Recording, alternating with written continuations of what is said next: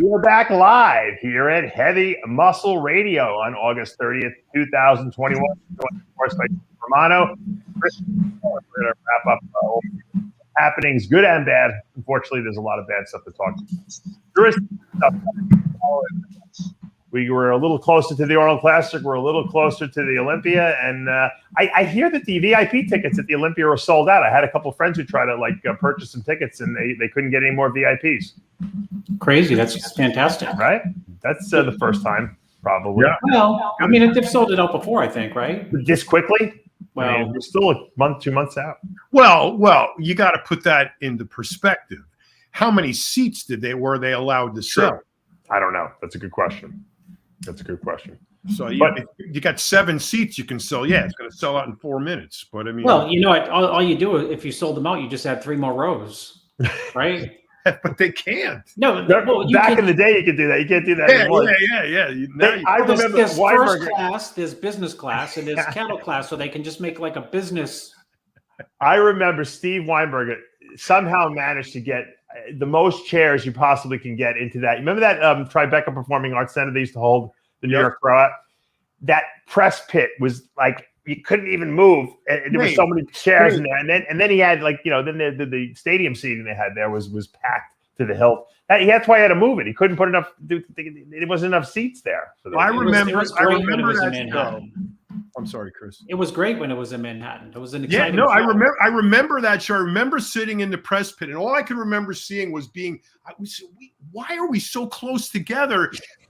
And I look, and you could see the nose of the guy in front of you from over his head. That's how freaking tight we were in there. That's true. You couldn't pick up a camera or open your laptop. Yeah. Impossible. No. But that's those. Look, you can't do that anymore because you can't have people sitting that close to each other with the whole COVID thing, So it changed the whole dynamics. Thank God for Thank God COVID came around when we had really good pay-per-view, or the ability to live stream stuff, because otherwise no one would be seeing the show at all. It would be crazy. The last Olympia I was at, I don't remember which one. It was the last one, recent. Valerie ended up getting food poisoning or sick or whatever. We couldn't go to the night show. All right. I sat in that giant freaking Las Vegas, cozy, comfortable hotel suite with the giant TV on the wall. And I watched the Olympia with my feet up, with a drink in my hand. And I went, this is great. I got commentary. Right. Why do you got to be there in person? I thought the online experience was really good. Well, you remember when Robin Chang used to run it, and remember he took away our press passes for a couple of years. I don't even remember why, because you said the aisles were too narrow, some crazy something, ridiculousness. And we rented the suite, and we had the TV on in there. We were sitting in the suite in Vegas. As stupid as that sounds, watching it, we had more fun there with all the people that were joining us. Wait a minute, Dave. Did you had your press passes removed as RX or as MD? No, as RX. As MD too. As MD too. They were removed from RX because supposedly the Olympia was going to be on Wide World of Sports, and Dave said no, it's not, and it wasn't. But you lost your press passes for saying that. That's right. How dare you give an opinion? Even better. Here's so the Olympia is in the expo is in the room, right? They got the curtains on the end, right? So if you look behind the curtain, there's 40 acres of undercover empty space on the other side of the curtain. And then you go back inside and the aisles are 6 inches apart. So you're bumping into people. You can't take a step. Everything, you can't see anything. You can't do anything. Open the eye. They didn't even have any room, that's when John got kicked. That's when John got kicked out of the industry, when he just because he said that Robin got all upset with that. Right. Then another time. No. That was before. What got me kicked out was the question was asked on an RX forum, not out in the open, but on a question, answering a question on an RX forum. Why are big supplement companies not putting out those mega giant booths anymore? And I said, because there's no ROI. And I was working for Jack at the time. And I said, last time VPX went to that size of a booth, we spent $250,000 on all of the maniacal union fees of everything, $1,000 to bring a pallet from the back to the front, and the water and the ice and the hotel rooms and the travel. how much protein powder do you have to sell to recoup $250,000 in expense, right? And that was my answer, because there's no ROI in it. Then that's when I got. That's when Robin. That's when Robin got it. No, but what I said was NBC Sports, on whatever their online one was, not the real NBC Sports, was going to supposedly live, was not going to live stream. They were going to record the show and then do two 1-hour specials like a month or two later. And I just said, it's silly. It's silly for them to do that. It's a disservice, because people want to watch it live. They don't care about it in a month or two from now. Everyone already saw it already. Everyone knows what happened. I said, they want to do a service for the bodybuilding community. Let them live stream it, right? Why wouldn't NBC Sports? It wasn't the main network. It was the sports network. Let them live stream it with coverage. If you put people in the booth or whatever, right. That would have been doing. So I said that, and they got upset because they thought they had a big deal to do with NBC Sports Network. And meanwhile, it never even aired. They recorded it. They said it came out. I found out behind the scenes it came out terrible, and they wouldn't show it. So they never. Well, this day and age, Dave, you need to do things live, because gotta be live. The buzz, who wins the Olympia? Ramy comes in. This is not 1986. Phil's in the show last year, and then by 2 weeks later, the buzz is already gone, and people moved on mentally to the next. Yeah, especially now. Now people are live streaming from their phone. You think anyone cares about watching on NBC Sports in 2 months from now? Come on. Right. So anyway, I'm glad we have Dan Solomon in there, so everything's kosher and copacetic and taken care of now. So, and we got Jake Wood behind the throne there, on the throne there. So that we know we're in good hands. Better than that, to be honest. Yeah, we're in good hands. We're in good hands. All right, so we had some terrible news this week. Lots of terrible news. We talk about losing people. I kind of. It was a terrible joke, but I said every week I seem to be announcing someone else dying. And this past week, it was every day of the week, pretty much someone died, between suicides and diuretics and just, we don't even know what some of the causes of death are, but we lost Matt Mendenhall, the latest. And anyone who knows Matt, a lot of people know Matt, but maybe not personally. I don't, have you guys seen what Rachel McLeish posted on her Facebook? No, I saw it, and Corey reposted. Yeah, Rachel McLeish posted. Rachel and Matt used to date back in the day, and I guess they remained friends over the years. And supposedly, and I didn't know this, Matt, was a chiropractor, and he had a very bad back, and I think had a 23 level fusion or something like that, and he was in tremendous chronic pain after the surgery, and he was on pain meds, and he I guess he figured that, it was impacting his ability to do his job as a chiropractor. And he loved it. And that's something he loved to do. He loved being a chiropractor and helping people. And he was very depressed about that. And that's where kind of Rachel left it off. She didn't really say much after that, but she kind of insinuated that had something to do with it. I don't know if it did or not. But it's sad. What does she say for people who can't see it, myself included, and people listening? Rachel McLeish, Dave, people who don't know Rachel McLeish, because we're young, we've been around bodybuilding 35 years. Yeah. And people, we get people who are listening who are in their 20s. Rachel was bodybuilding mega royalty. She was Miss Olympia, and Joe had the ability to make people superstars overnight.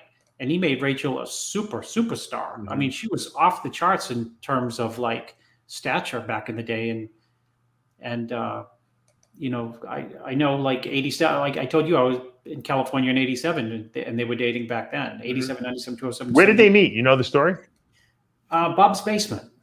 Did they really? I'm just kidding. Oh. I don't know where they met. I'm sure they met at the gym. That's... Yeah, I know, probably like a Weeda photo shoot or something, probably, yeah. Supposedly, Bob was, according to Jerry Scalisi's story, he told me, Bob was working with Matt, and Bob was convinced that Matt was going to be Mr. Olympia, and that he was going to beat Haney. That was Bob told me that verbatim. Yeah. He thought that he could beat Haney, and Haney actually said that he was the most dangerous guy he's ever went against. And Haney beat Matt. Was Matt in California when he lost the 82 nationals to Haney? I think he was in Ohio. Oh, he was living in Ohio still. Okay, so Yeah. he did and Bob was helping him for that show. Yeah, because they would have been somewhat close. You know what I mean? Yeah. Geographically. Yeah. So Bob As opposed to, was helping Matt. Matt finished second at the very first NPC Nationals behind Haney, and obviously we know what Willie Haney went on to do, and Matt never got his pro card after that, which is kind of crazy. 83, he was fifth at the Nationals. 84, he was second again, I think, behind Mike Christian. 86, he was second behind Gary Stridham, and he just never pulled it off. 91, he made that comeback. You know, with the year Levrone won, he was fifth, but he just never made. He actually won the USA one year, but they weren't giving pro cards out to just the class winners back then. well, look who he lost to. He lost to Stridham, right? He lost to Mike Christian, and then when he made the comeback after, I think he had back issue because he had back issues, right? When he made the comeback in 91, that class was DeMeo, Flex, Wheeler, Levrone, Coleman, right? Coleman got fifth in that show. That was probably the biggest. That was probably the biggest lineup ever in history.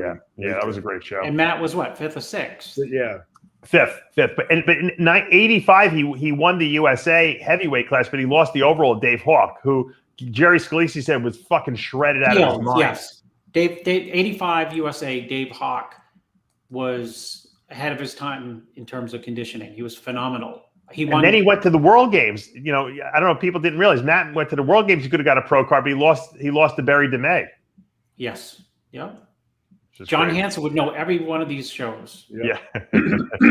I remember here listening to Joe talking to Mannion, saying, "Can this guy please turn pro?" I mean, almost like begging him for a pro card. And Mannion just goes, "He's got to bring it. You know, he's got to come in shape."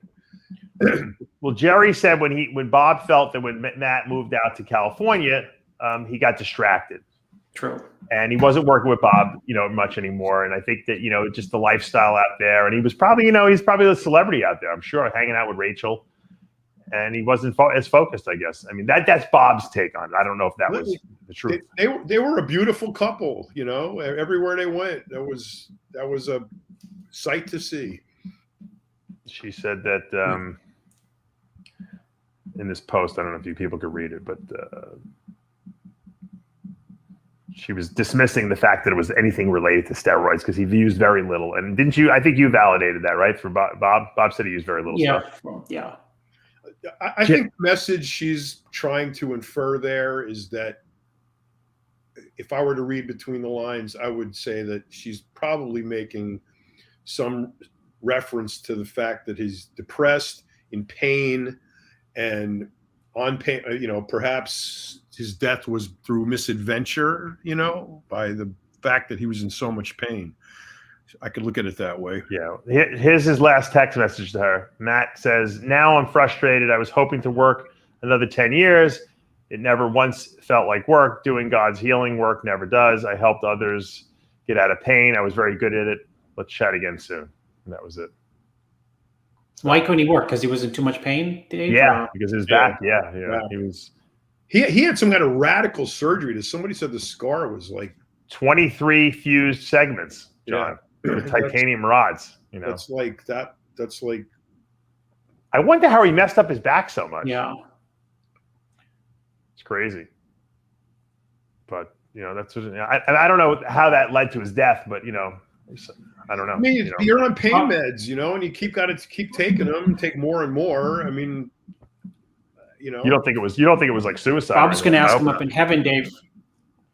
Bob's like, "Come on, let's train. You got a chance. Come on, Matt." Yeah, let me see you. Let me see you still got the wheels. Still got the wheels, Matt. Jerry Scalisi told me a great story. Jerry said that Bob had brought Matt out to Deer Park Gold's gym, where Jerry had owned that gym out on Long Island, as a train with Jerry and whatever. And maybe this was even before Deer Park. It probably was Mr. America's in Mahalik or something like that. And Matt shows up in a pair of, you remember Sassoon jeans, John? Jordache and Sassoon. Those were the big name. And they were really tight fitting pants. And Jerry's like, "How the fuck is this? This guy can't have big legs. There's no way he's fitting in these jeans." He takes the jeans off in the locker room and puts his, workout clothes on. And Jerry's like, "He had the biggest legs you've ever seen."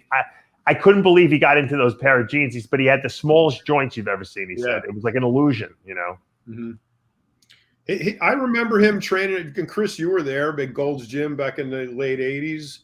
And he was just a phenomenon. I mean, it was just one of those big, built, all-American, good-looking guys that you're like, wow, where the fuck did he come from? You know? And yeah, man, he was just a big dude, but nice guy, man. I remember him. He was a big night. You know, one of the guys that would talk to you, say hi all the time, was always in a good mood, kind of thing. You know. Yeah, he you know, no one wants to lose the people that they kind of looked up to as they were coming up in the sport. And I think a lot of us remember him from the magazines, and you guys had personal experience with him in the gym, but I didn't really know him personally.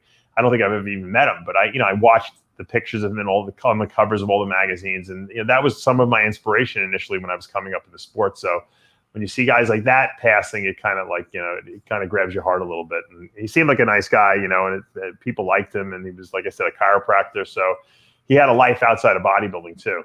Dave, so, did Haney beat him, right? Yeah, at the Nationals. Yeah. Okay. Yeah, because Bob was at the team nationals when Haney won. Oh, really? And Bob thought, here, I hope Jerry Scalise is listening. Bob thought that Matt was going to smoke the nationals, like can't be beaten for sure. Yeah. And then Lee Haney showed up. Yeah. And look what Lee Haney went on to do. But he was surprised. Bob was surprised at the leap that Lee had taken, because it was I think he won the T Nationals when he was 19, and I think he was 21 or 20. It was only 2 or 3 years later after that he had won the Nationals. Granted, also Matt was very young. I think Matt was 23, 24 at that time. So Haney was, I think, younger than him. But I mean, look at the people again. Look at who he lost to. Right. But if you think about it, like today, people always say to me, "Oh, Dave, you mad because now they give 2 pro cards out of the Nationals, and you would have definitely had a pro card when in 2002 Nationals I was second." But sure. I said Matt would have had 10 pro cards. Yeah. Well, they talk about we talk and we kid about who are they going to let into the Olympia who's not qualified. Yeah. In those days they could have come up with a guy like every 2 years and say, you know what, let's pick this guy out of the amateurs. We know he'll be competitive in the pros, and give him his pro card. But what the truth was, the great thing was when guys turned pro, they were competitive right off the bat because it took them so long to turn pro back then. Right. There was no waiting 2 years to put on enough size to compete as a pro. Dave, I was just it's bizarre, but I was just thinking, I have no idea how. Maybe it was in context with Matt Mendenhall, but the 91 Nationals. The depth of the shows we were talking about Phil Herndon, who, if Phil Herndon showed up looking like he did when he won the USA at the USA this year, all these years later, he would win, period. Yeah. Just the depth of the quality and maturity of the physique, and people who are extremely young, 22, 23, 24. I mean, Haney was 22 winning. We're talking about Mendenhall. That 91 Nationals with Wheeler, early 20s, Levrone, early 20s, DeMeo, 22. Over the hill, how old was Matt Mendenhall? People thought when he came back in 91 that he was like old. He was probably like 29. Yeah, he probably wasn't even 30 exactly. 80s, yeah, because he's only 60. What was he, 60 or something like that? He died 61, something like that. 80, 59. I don't even know. 8. He might have been 32 or so. Wow, 33. And that's still young in the scheme of things, if you think about it. And the youthfulness was always evident in the awe of bodybuilding. You're a bodybuilder, you're a bodybuilding fan too. You like bodybuilding. And I remember Matt.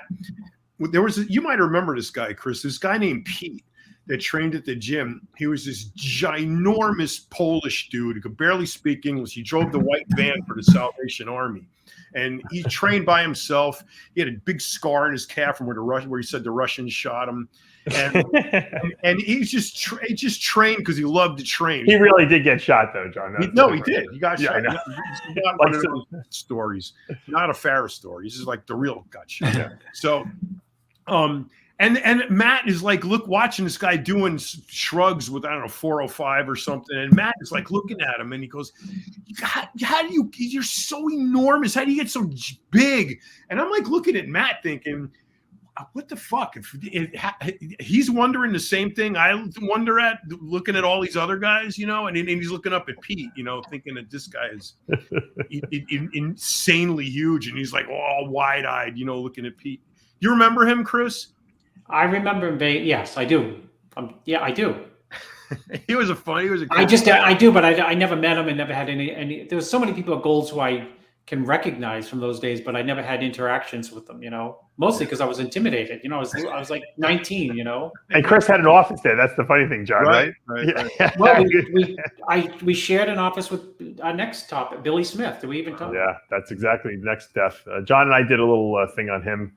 I'm telling you, Dave, it's like that show. What's the show with anyhow, the guy who was everywhere in the world at the Tom Hanks. Tom Hanks played him. What?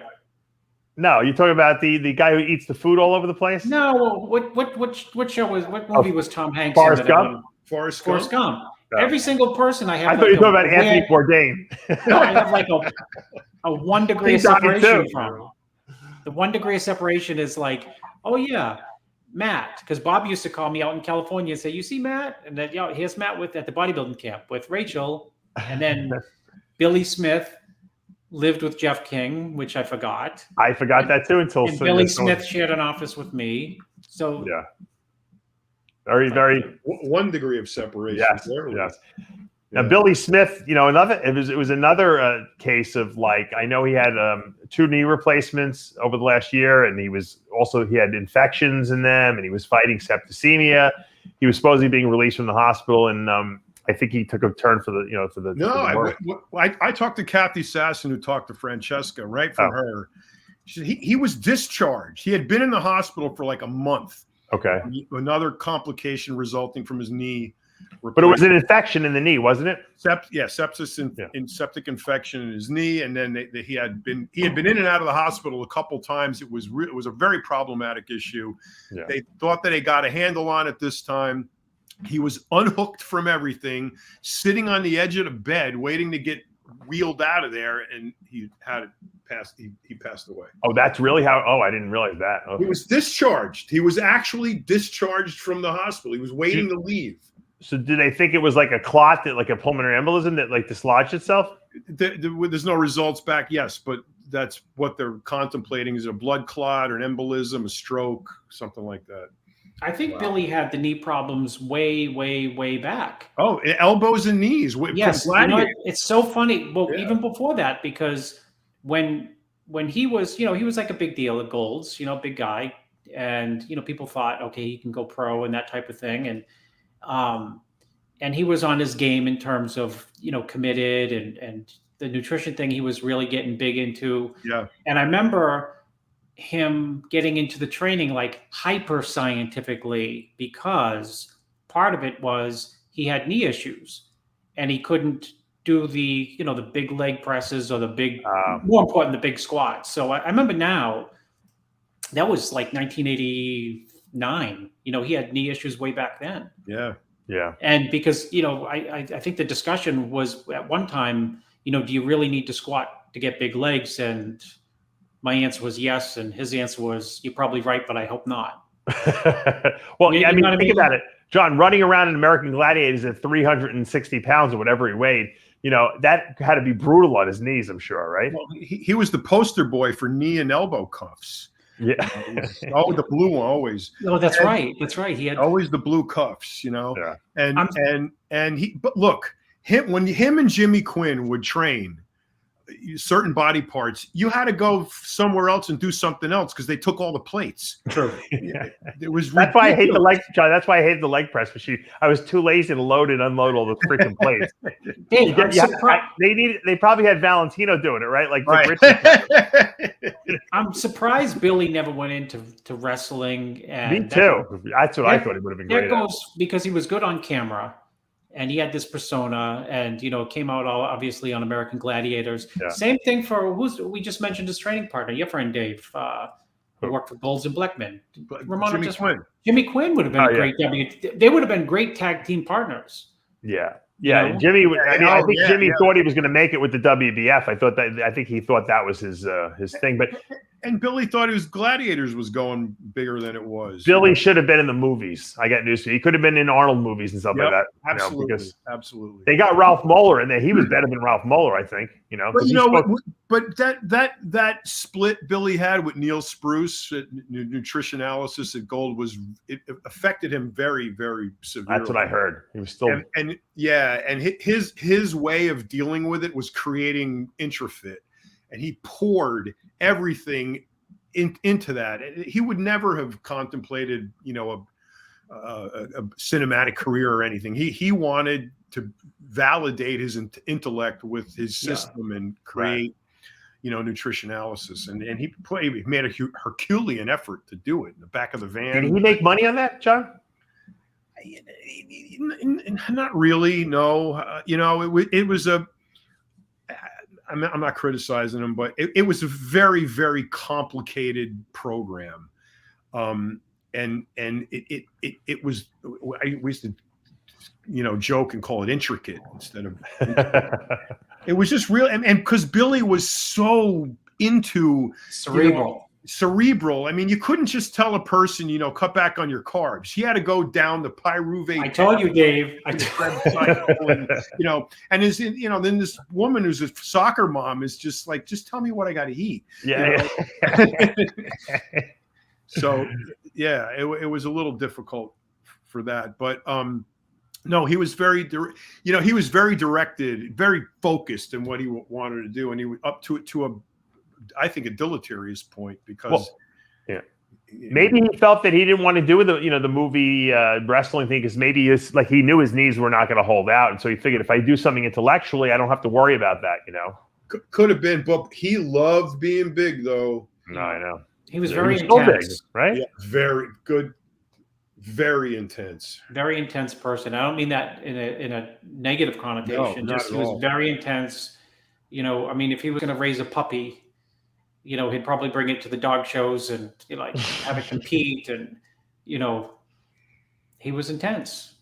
He had this. We had the same motorcycle, a black FXRS Harley, and he got married on that Harley. Him and Kathy rode off on the Harley. All right. So I was going to ride with him one day, and he goes, "I'm detailing the bike," and he spent all day. Q-tips. I mean, there wasn't dust, not on the bike. There wasn't dust anywhere near the bike. I mean, and he gets all done with it, and he puts it back, covers it, and puts it back in the garage. He doesn't even ride it.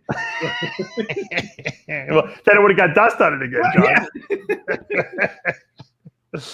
Oh, I'm going to miss both those guys, really. I'm upset almost that I didn't get.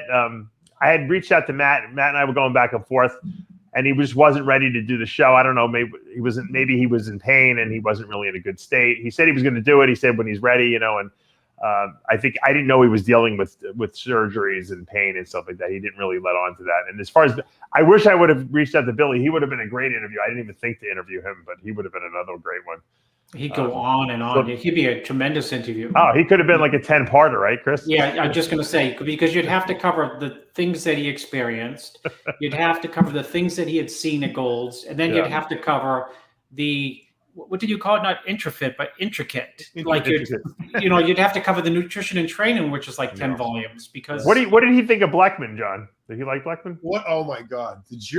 He thought Blackman was the biggest joke on 2 feet. Because he was so serious about everything. Yeah. Oh my God! He would just like behind his. They had to do this thing with the weight gainer, shake. Him and Quinny, and they actually mixed up the shake. And the Twin Lab weight gainer, it was, at a McDonald's shake, you got to have that straw that's like a half an inch.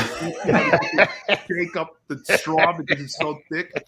So they're like training, and like when you want water when you're training, like something light. You don't want this thick, caustic, protein shake.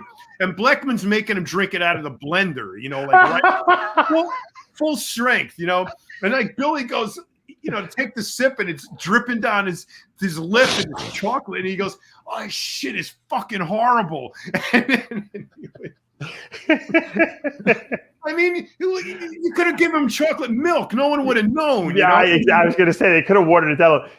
I ate the first time I ate one of those. Remember Lee Haney Blackman had him doing the mass bars? Yes. Yeah. I bit into a mass bar once. I not one, but 3 fillings came out of my mouth from those things. They weighed 4 pounds, Dave. It was like a giant Tootsie Roll rolled Yes. out. I mean, it had the protein content of like a T-bone steak and the Yeah. carbs and fat of like 3 potatoes, and it weighed. It did. Oh, it was heavy. Yeah. but you had to put so much glycerol in there to keep I'm everything. sure. to keep it all together. Yeah, Then you get diarrhea. The diet fuel bars were pretty good. He had those Diet were fuel really bars the best weren't ones. bad. Yeah. But Billy with that weight, with the blender, the whole blender, it fit in his hand.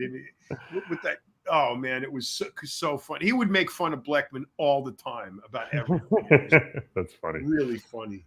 All right, so my we have quiet in my office. You know why? Because my daughter, my 2-year-old who just turned 2 yesterday, Shayla, is in school. Wow. All the kids are out of the house. Can you believe it? Empty nest. Yeah, for an hour or two maybe. But Listen, you can squeeze a lot into 2 hours, Dave. yeah, so we went to the gym. My wife and I both went to the gym. I saw new that. Crunch. I saw that. Yeah, the new Crunch amazing. Fitness. How do you like it?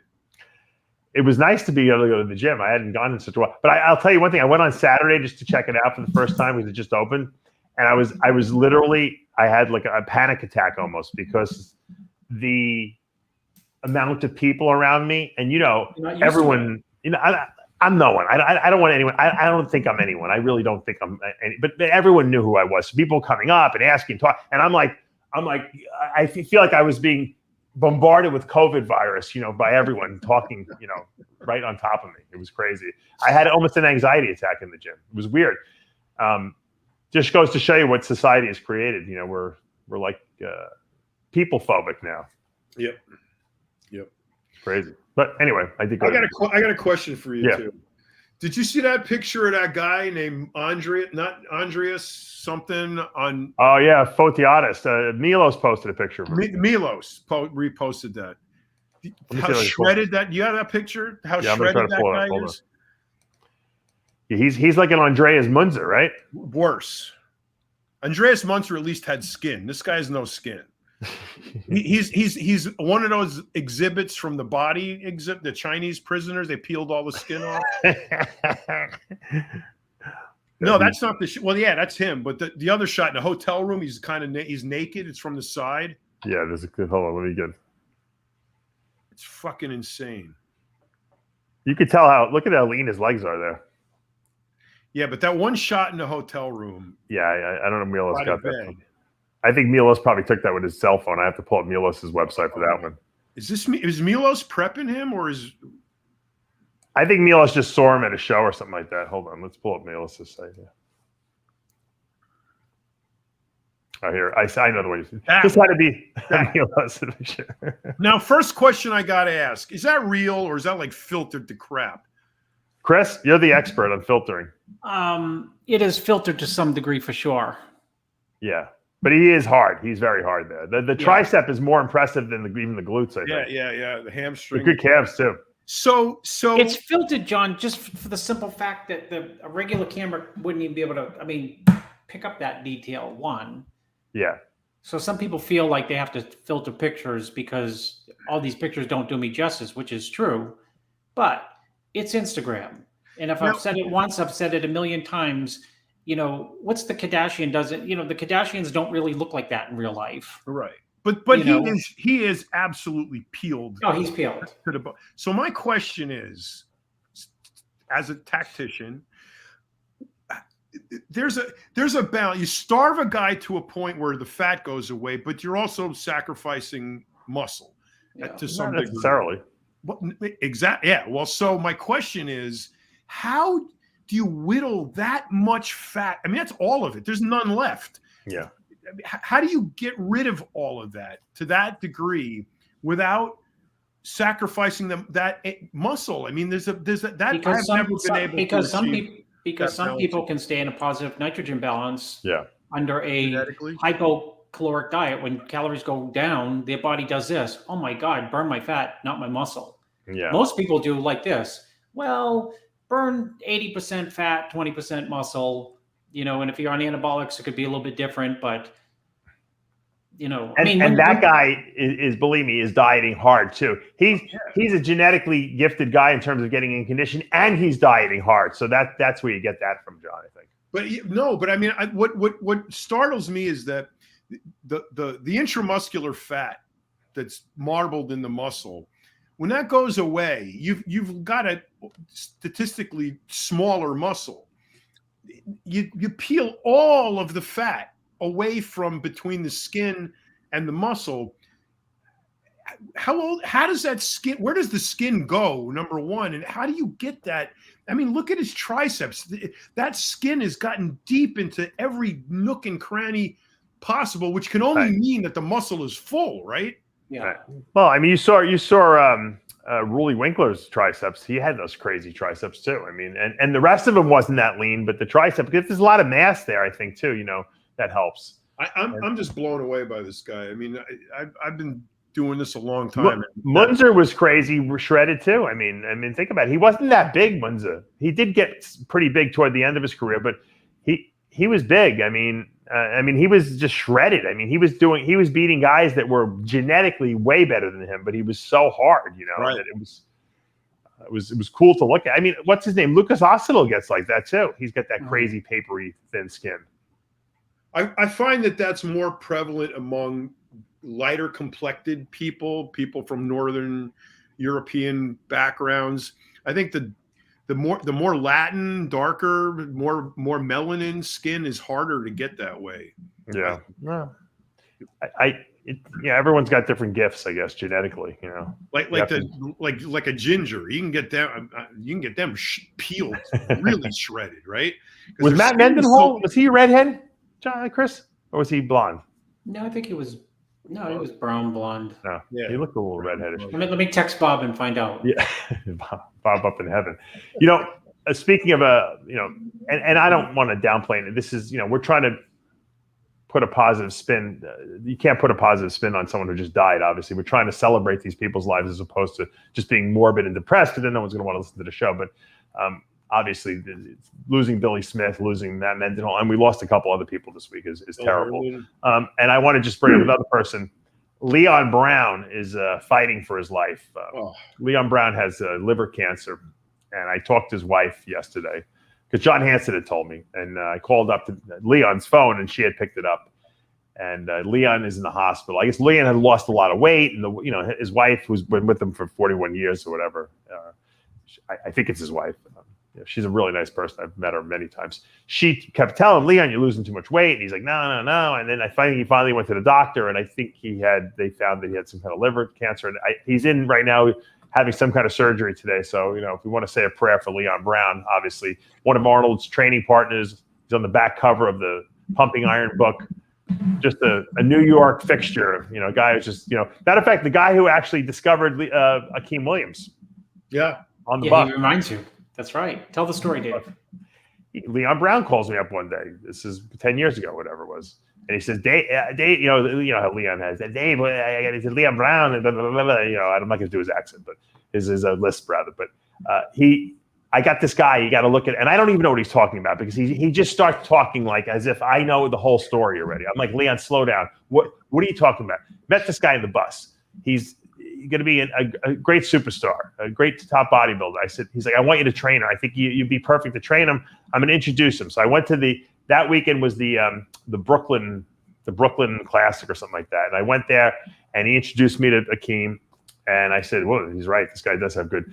I think Akeem had been training for like 6 weeks or something like that. And he won like the light heavyweight class or something like that, in the novice or something like that. And then the overall, something novice or something like that. And so we started working from that point on. And he was, natural and, just didn't know what he was doing, that kind of thing. And Leon discovered him. I always give Leon credit. It wasn't me. I mean, I worked with him, but Leon discovered him on the bus. He said, this guy will be a champion. I'm telling you, Mr. Olympia on that Mr. Olympia stage. And he was right. So on the bus is the best part. Yes. I met him on the bus. Well, everyone takes the bus, John, in Brooklyn. You know that, in Staten Island and stuff like that. Right. Or the subway, yeah. No, but Akeem didn't even have a license when I first met him. He only took buses. But that's something you would hear like in the old days, you know. Like I met him on the bus. Yeah. Well, Kai Green didn't have a license, I don't think either, or he did. At least he wasn't using it. You know, he was also a bus and subway guy because he was. You grow up in the city, you don't need a car. You know, you got to live out of the city to have a car. It's too expensive otherwise. I paid more. I paid more to park my car in Manhattan at one point than my share of the rent where I was living. It cost more to park the car than to live. I went to the city one time to meet Chris, our mutual friend there, and I parked the car. It was like in the midtown, very fancy area where all the nice hotels are, and I think I went to eat with the guy for an hour and a half. I came out. It was like a $60 like parking garage, fee. I was like $60. I wasn't even here for 2 hours. I said, yeah, and the $30 in tolls you got to pay to get. Yeah, exactly. The tolls. It was crazy. It was insane, absolutely insane. All right. Well, we did have a show this weekend in Poland. I think Battle of the Champions in Poland. They had a men's classic physique. And Wesley Vissers won. I wanted to show the picture. I got to tell you, I really like Wesley Vissers. I've interviewed him many times, and I love his physique. He's a real throwback. When you talk about classic physique, a lot of people didn't think he was going to be able to rise to the occasion, so to speak, and get the kind of muscle mass that he would need to stick in that division. But he really has improved a lot. Chris, what's your impression of Wesley's as far as his chances of going into the Olympia this year? I think he's got plenty of muscle. He never does well at the Olympia. I have no idea.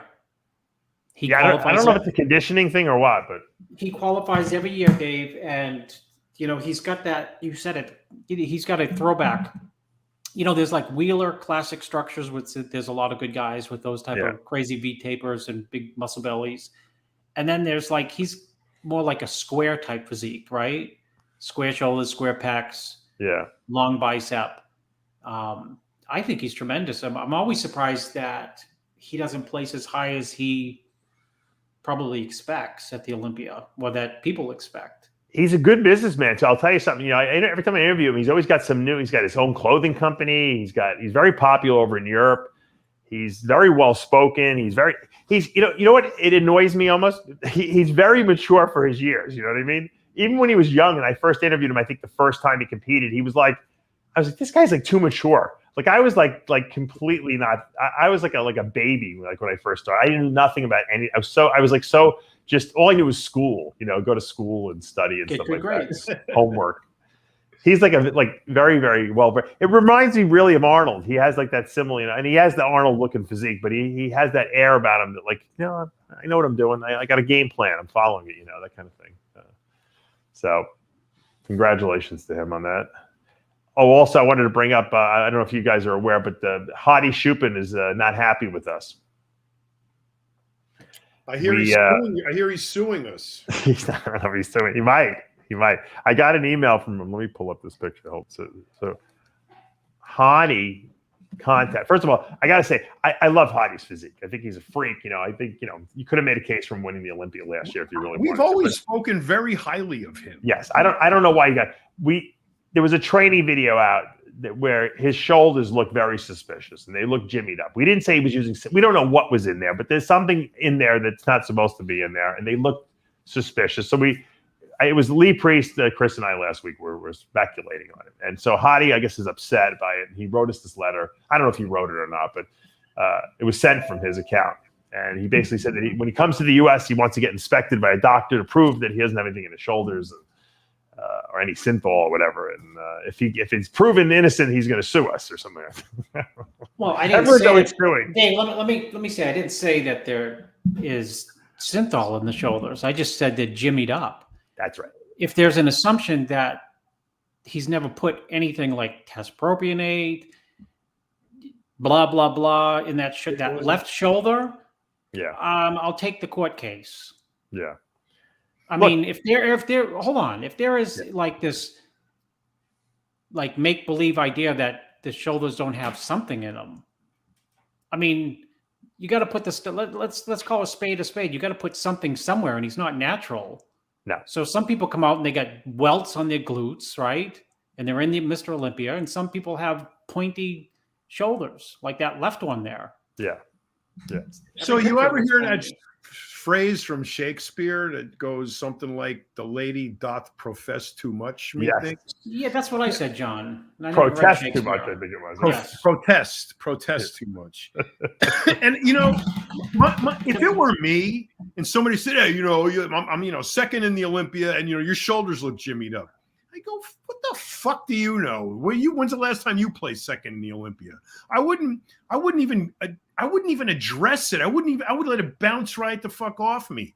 Why he's got to get so absorbed in this, offhanded statement that's more than likely true. It's insane to me. I mean, just like, don't worry about it. Well, if anything, we're critiquers, right? We critique people's physiques for good or bad. So if we point out something, it's not because we like the guy as a bodybuilder. We think he's an absolute freak. So if we're pointing out something that maybe looks a little suspicious, you got plenty of time to address it. Get your massages and stop doing whatever's going on there, because we don't want it to get worse. I mean, that's the bottom line. We said this with Nasser. Nasser, I'm sure, shot body parts. Everyone does, And toward the end of his career, it started causing scar tissue buildup, and that's when he started getting those lumps in his rear delts, and it just didn't look good. And he got surgeries to get it removed, and it just, it kind of ruined his physique at the end, I think. So if anything, it's a warning. It's not a put down. Everyone takes everything personally, John. It's not like you jumped into this career yesterday, and you were a plumber before. I mean, it's like, you've been doing this your entire life. Chris has been doing this his entire life. Lee Priest his entire life. So for the combined bodybuilding experience between the three of you is like 150 years. Okay. Yeah. You're not allowed to make an informed opinion. No, I'm not, John. I'm not. This is just this is so mind-boggling to me that even that somebody's wasting effort on this. To your point, what he should be doing is saying, "Wow, 3 guys who have been in this their entire life, that have been doing this longer than I've been alive, think that there's something wrong with my left shoulder. Hey, you know what? Maybe I ought to look into that, or do something about it." But instead, "No, there's nothing in there. I will sue you. I will take you to court. I will ruin your careers. How dare you say that about me?" Fuck you, dude. It's just like, get a grip and like use this for what it's worth. Yeah. Not that somebody's putting your panties in a knot. I know. If you guys had to pick one bodybuilder who at 50 or greater could make a comeback, who comes to mind? Who would be a guy that could step on stage, you think, still and do well? Lee Priest. Yeah. I say Gary Stridham. Someone's asking, what do I think about Gary Stridham? I'll bet you Stridham still looks great. He does. I think Barry DeMay too. Yeah, maybe Barry. He looks great too. Barry like in classic physique. Yeah, probably. Levrone already tried. He didn't. And someone else says Levrone, but Levrone tried, but his legs, he's got some leg issues, so that's not going to help. Lex tried, and he couldn't do it. Yeah. I think Vince Taylor was, I think, the most successful to come back at 50 and over, because he's a genetic freak. Who? Vince Taylor. Yeah. Oh, yeah. By the way, Vince turned 65 last week, so happy birthday to Vince Taylor. Insane. He looks amazing. He's got the same birthday as our friend Ralph Torelli, Chris. Oh, the photographer Ralph? They're the no, same not age? the photographer. No, not the photographer. The guy who used to work at Pembroke Pines. Oh, right. Yeah. Yes, from the gym. I know he listens. He'll be listening to that. He'll like that. Who else? So of all of the bodybuilders who are in the masters category age group now, who have retired, yeah, who do you think? Who do you guys think could make a comeback? Boyako. No. Well, Dexter could probably, because Dexter's, Yeah. Someone wrote that's Ronald McDonald. Low-hanging fruit. It's hard to say, Yeah, I think that Dexter could still come back if he wanted to. I bet you Branch Warren probably come back too if he wanted to. Yeah. Yep. He's probably over 50, right, by now? It have to be, or close to it. Yeah, it must. How be. old's Jay? Because I think they're the same age, right, Chris? I think Jay's 47 or so. Oh, Jay's sorry. not 50 yet? Holy shit, that's incredible. Would you get him when he was 12? He did. 11. Jimmy those shoulders up on him when he was 12, John. Don't make me laugh that hard. We may have, if I get sued, I'm suing the other guy for the Photoshop pictures, Dave. There you go. There you go. I want to bring something up, and I want to just preface it by saying I don't want to start with the liberal and the conservatives. I don't want to make this political, but I want to keep it science related. A lot of people have been asking me about the vaccine and what I think about it. And my answer's been the same. I'm waiting and watching. Now, that doesn't mean that other people, if you're on the front lines in the healthcare or you're police officers and you have to get the vaccine to work, that you shouldn't get it. I'm just telling you that I am not sold yet on the fact that it works. And so, it's a very personal decision. I'll ask you your guys' opinion. I know Chris got the vaccine, and Chris had COVID, I think, right? You had COVID. No, I didn't have COVID. Oh, you didn't have it? Oh, no. Okay. But it's a personal decision you have to make. My kids are in school. They could bring COVID home. I can get it. My wife is vaccinated. I just personally, because I do have I have a heart arrhythmia. I'm a little nervous that the vaccine could potentially lead to some kind of heart issues or clotting issues. So I'm still on the fence and I'm waiting. What's your take on it, John? I'm in your camp. I'm waiting. The reason I am is not political at all. There's way too many questions about this, too many contradictions about this thing. The fact that the emergency use authorization of the vaccine relieves the manufacturers from liability is a problem for me. The fact that there are long-term studies, phase 2 and phase 3 trials are not done. It's not fully FDA approved for that specific part of it. Well, one of them isn't Pfizer fully FDA? It is, but stage 2 and stage 3 trials have still not been done. Okay.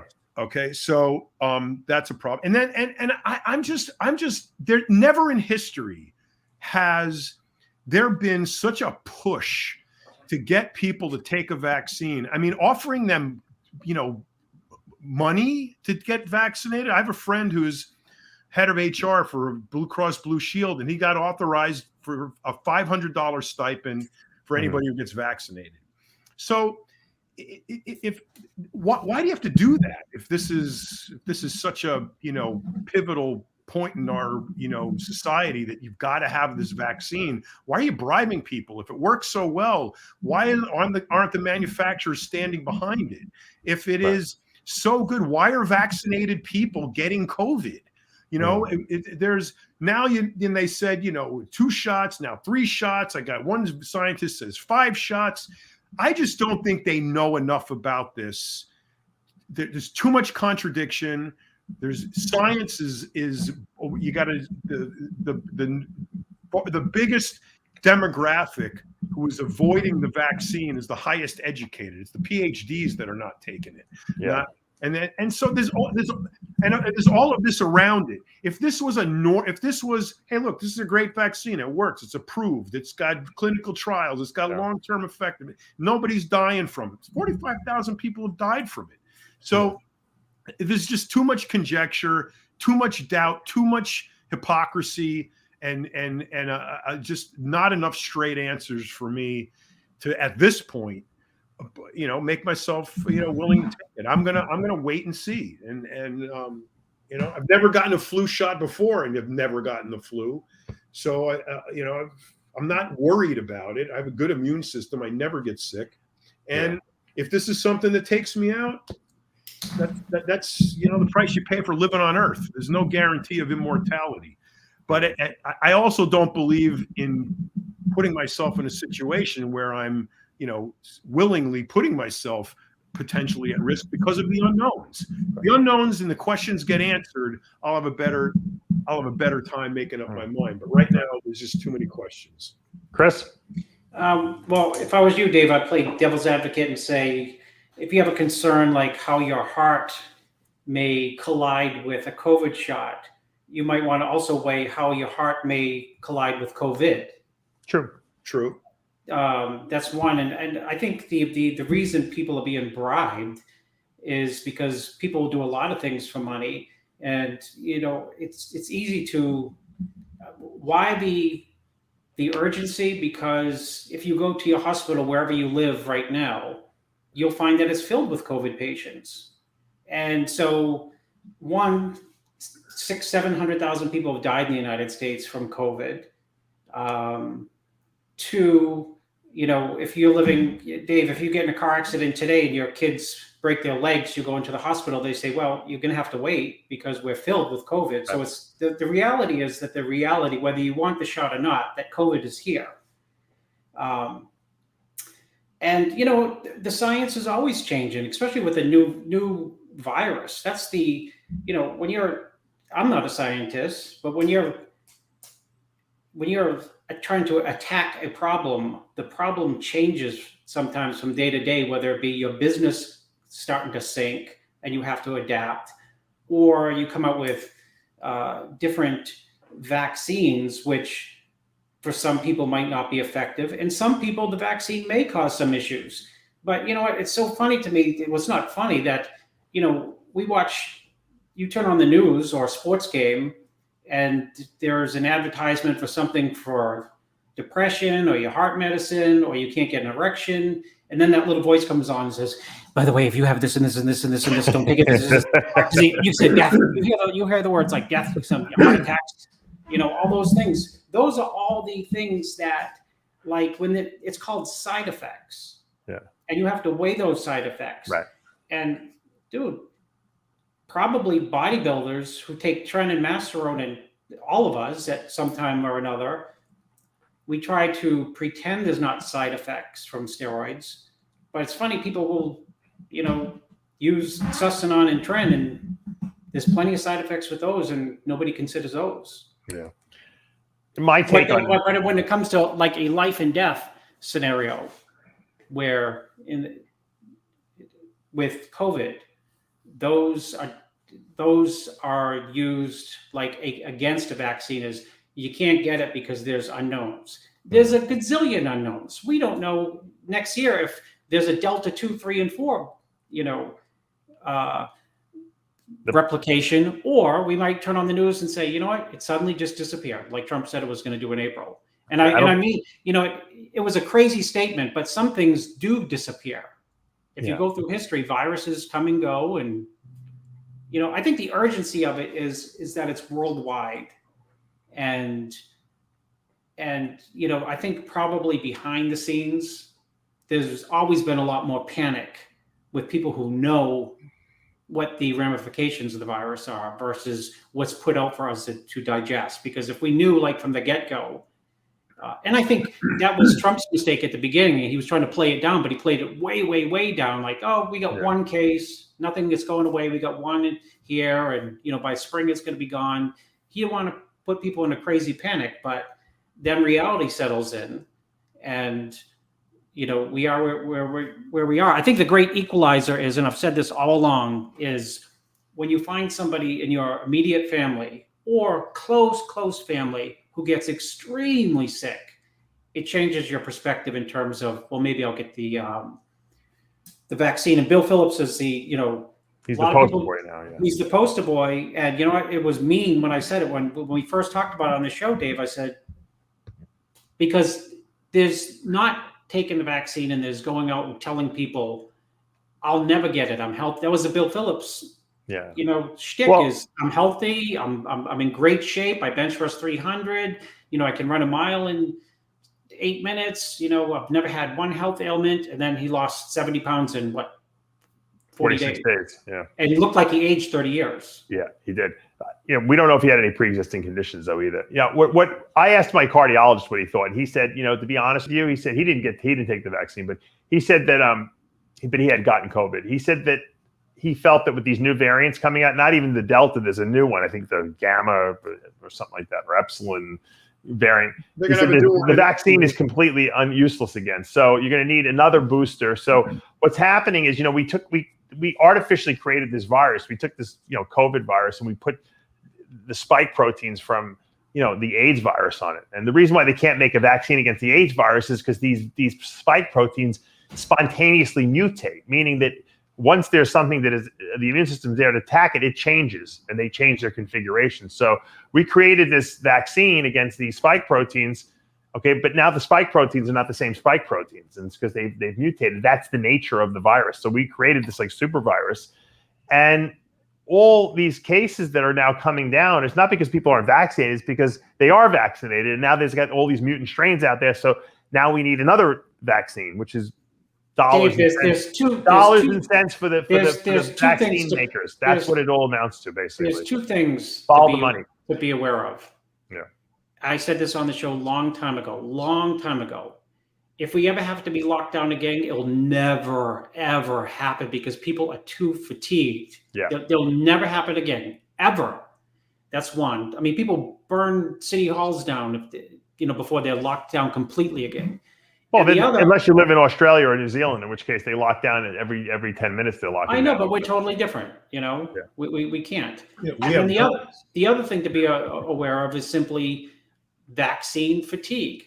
In other words, if we prove that let's say someone proves that the vaccine is 1,000,000% absolutely, no I'd be the first guy in line to take it. Well, no, but what will happen is you have to continue. If we can have to continually get booster shots every 6 months, it's going to create the fatigue. I know you would, but a lot of people, it's just going to create fatigue where they're like, well, you know what? I got booster number 8 3 years ago. People get a flu shot, but Chris, people get a flu shot every year, but this stuff is not, the problem is that these vaccines are not 100% and people are getting side effects from them. Dave, no vaccine is 100% one. Two, the flu shot is one shot. We're already on 2, and here comes number 3. Well, but if you get a flu shot people get a flu shot every year, though, too. I know, but we're brand new to this, and we're getting shot number 3 already. No, it's been a year. You got. This is where the questions come up. Okay, Chris says, all these people are in the hospitals are full. All these people are in the hospital. That's true. Now, but unpack that. Using Israel as the example, Israel had the highest rate of vaccinations in the world. 85% of the country was vaccinated. They had a spike in cases. The spike in cases coincided exactly with the initiation of the national vaccination program. So more vaccines, more cases. Why is that? Well, if you look at what Dave said, this vaccine is specific to COVID-19. So if you took the shot and you got your antibodies tested, you would see they were at 1 level. 6 months later, you get your antibodies tested again, they're at 0. So the vaccine wears off and the spike proteins disappear. They mutate. They're into another one. We have now the Delta 2 variant. We got something else coming. Next week, it'll be another one. Next year, it'll be 4 more. So we're never going to run out of viruses. We're going to get them all the time. But you got to look at how many of those people in the hospital were vaccinated. Well, if you ask the doctors in the medical community and mainstream media, they'll say, none of those people were vaccinated. They're all unvaccinated people. You go to Israel, they're all vaccinated. Okay, so I talk to nurses, doctors. I have 2 nurses who are clients. I go, how are the hospitals? Yeah, they're full. Full of COVID patients? Yes. Most of them are obese. Have most of them been vaccinated? Yes. Most of them have been vaccinated. So I have people who are working in the hospitals telling me that most of the people are fat and vaccinated. And then you got the news saying everybody's healthy and healthy people are dying. They put up a picture of a 400-pound kid, and he was perfectly healthy kid dies of COVID. No, they put up Bill Phillips, and they use him as the poster boy because he's an anomaly. But that's an anomaly. But even that, they're saying if he had gotten the vaccine, he wouldn't have gotten sick. You can't say that. No. That is absolutely science does not prove negative. No, you can't say that. But you can't say that. But he himself, after the fact, has said I should have got the vaccine. So I should have gotten a Ford instead of an listen, when I first got a car. You know what, John? You can make all the claims about fat nurses and fat people. Just because someone's a nurse in a hospital really doesn't mean that they have any understanding of COVID-19. No, you said fat patients. I know that, Dave. I was making fun. It raises the question: why are we? Where's the truth? Why are we being lied to? Why did the CDC get caught fudging numbers in Florida to make DeSantis look bad? We're supposed to rely on the CDC. Those are the numbers. Well, but then they get caught red-handed lying. I mean, you can't go to the hospitals and make believe that they're not full. I never said no. Well, then that's proof. That's a good marker to start to think. When you go to the hospitals anywhere in the country and you say, why are these full? You know what? I got news. Most people outside of people on this show are fat. But are they? So most Americans are fat. But are they vaccinated? That's the question. And the answer is nebulous. You can't get a straight answer because you got one faction saying they're all vaccinated, and then you got another one saying they're not vaccinated. Who's telling the truth? I'll tell you this. I know Dave. I don't know about you, but Dave would not let anyone in his house he doesn't know who's unvaccinated. I wouldn't even let them in if they're vaccinated because vaccinated people can carry the virus. I'll get to that too. Yeah. I'll get to that too. But there's a way you measure it on a personal level. And I text Dave all the time of the fools who I deal with who are unvaccinated, right, Dave? And I would love to name them. I just this week. Well, yeah, but they're putting themselves out into like a million people, right? Yeah. I know, but the guy's like, he's healthy. You know what? We all have these little stories that seem impressive, and I give Dave the unimpressive stories. Meaning, some guy who's working for me, he's doing a kitchen right now. Him and his wife in the hospital. Very, very ill. They said it never happened to us. I don't know if they got vaccinated. Would they be in the hospital or not? But I have the bug guy. He's around chemicals all day long. He wouldn't get the shot. He almost died. I guess the question. The take-home message, John, it really is what I want to get the point. And I got to wrap this up because I got a guy who's got to turn the electricity off here to work on my generator. But the take-home message is you got to make your own decision. Okay, you can ask me and I can give you my opinion, and Chris can give you his opinion, John can give his. But at the end of the day, you have to evaluate. Are you at risk? Where are you having to go to work every day?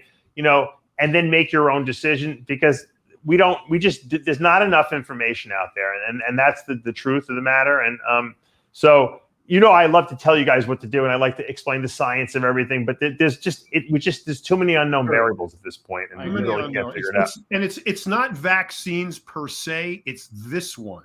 Yeah. And the reason it's this one is because, like you said, there's not too much unknown. For my position, it's too much conjecture, too much differing opinions, too much lying, too much faking numbers. If all of this was legit, I'd be the first guy in line to get it. But there's just too much going on around it for me to offer up, myself to this. Because you know what, John? Everyone has been asking me, did Billy Smith get a vaccine? Did John Meadows just get his vaccine? Now everyone thinks that all the bodybuilders are dying from the vaccines, and that's not. There's no truth to that whatsoever. I don't know. No one has released that information, so don't assume that. Right. That's really going a little beyond what we should. And that's why I wanted to just bring up the science of what it is. We just don't know. But anyway, I want to thank you guys, and I want to send my condolences out to Billy Smith's family, and of course, Matt Mendenhall's family. And thanks for sharing all your anecdotes, guys, with us today. We're out of time for now. As we say every week here at Heavy Muscle Radio, with Heavy Muscle Radio. The truth hurts. Good night, everyone.